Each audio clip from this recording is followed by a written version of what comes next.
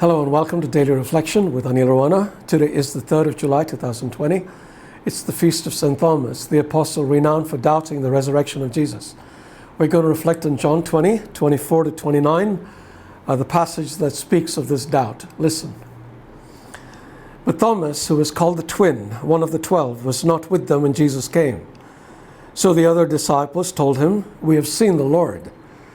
But Thomas said to them, "Unless I see the mark of the nails in his hands, and put my finger in the mark of the nails and my hand in his side, I will not believe." A week later, his disciples were again in the house, and Thomas was with them. Although the doors were shut, Jesus came and stood among them and said, "Peace be with you." Then he said to Thomas, "Put your finger here and see my hands. Reach out your hand and put it in my side. Do not doubt, but believe." Thomas answered him, "My Lord and my God." And Jesus said to him, "Have you believed because you have seen me? Blessed are those who have not seen and yet have come to believe." The Gospel of the Lord.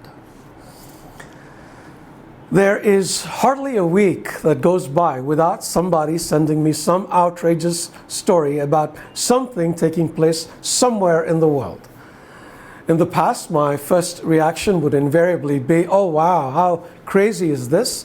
And my second reaction would be to forward the message to a few friends. These days, however, I am more prudent. I've come to realize that very often the story is a total fabrication. Consequently, I check out the story's veracity before I accept it as true. This has saved me a lot of embarrassment.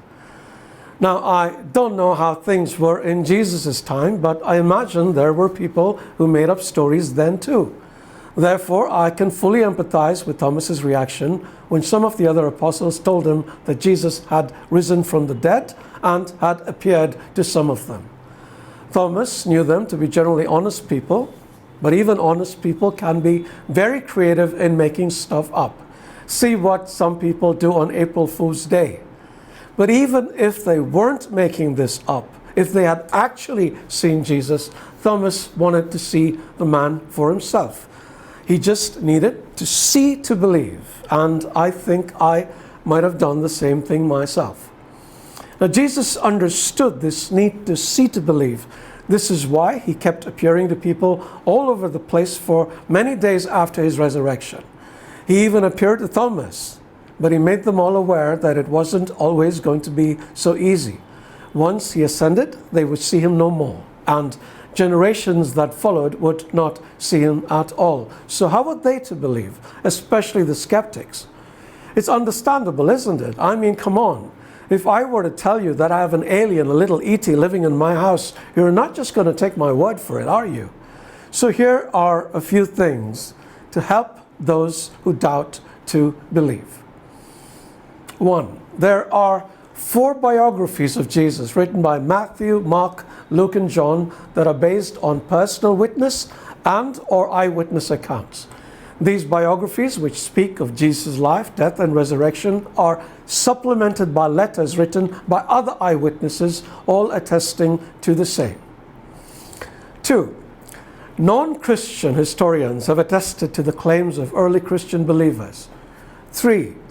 Many of these early Christian believers, including the apostles, went to their deaths because of their beliefs.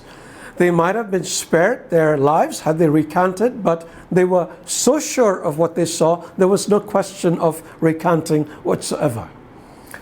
4. Historical evidence shows that the tomb that Jesus buried in was empty. The grave clothes that were left behind were neatly folded. Would a grave robber do this? The stone enclosing the tomb was rolled away.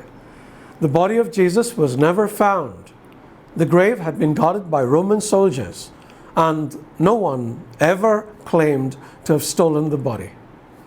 5. As already stated, Jesus appeared to hundreds of people all over the place, leading to an explosive growth of believers. 6. Jesus' death, specifically by crucifixion and subsequent burial and resurrection, was predicted both by prophets in the past and by Jesus himself. Only Roman authorities decided if people were crucified. What's the probability of that? And finally, 7. This to me is the most important reason. Jesus is still alive, and he continues to reveal his presence to people today. I was an atheist for 25 years, a hardcore rationalist. Do you really think I would believe in Jesus if he hadn't shown himself to me? But let me repeat Jesus' words to those who haven't seen him.